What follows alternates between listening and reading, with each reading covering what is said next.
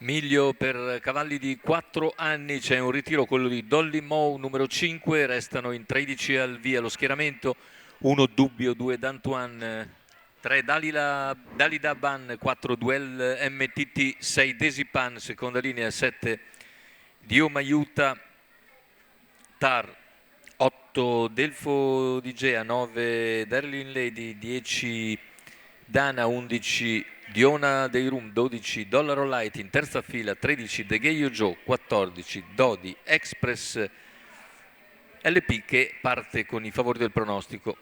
Macchina che accelera, lascia andare i concorrenti, c'è lotta per il comando con D'Antoine che si avvantaggia e cerca di replicare all'affondo di Duel MTT e Desipan. D'Antoine leader sulla piegata. Più indietro. Numero 8 Delfo di Gea squalificato. Di Delfo di Gea. Intanto mantiene il comando D'Antoine che guida dopo 200 metri in 14,7, si appresta a completare il quarto iniziale, seguito sempre da Dubbio e Desipan invece che è rimasta per corsie esterne per l'inserimento alla corda di Duel MTT. Vediamo le progressioni, tanto dopo 600 metri di gara da parte di Dalida Ban che ha superato Duel MTT,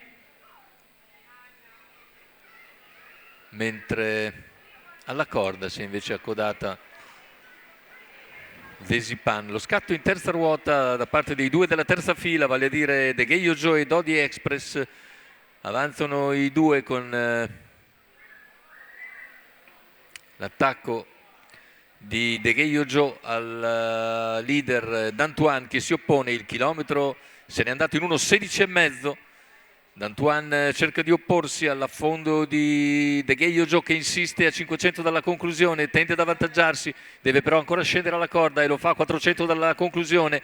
In vantaggio Degheio Joe su numero 3 Dalida Ban squalificato. In terza posizione rimane Dubbio, siamo ora a 250 dalla conclusione con Degheio Joe in evidenza su D'Antoine. I due hanno preso vantaggio e in retta d'arrivo entra per primo Degheio Joe e nel finale allunga per vincere facile Degheio Joe, secondo posto per D'Antoine, mentre per il terzo sul palo è il numero 4 Duel MTT che piega Dubbio.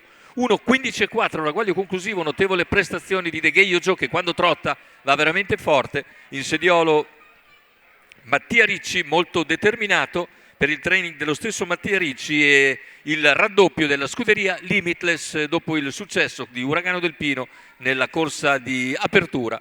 Ancora una scuderia Limitless a segno, Mattia Ricci questa volta in professionisti a segno con Degheio Joe.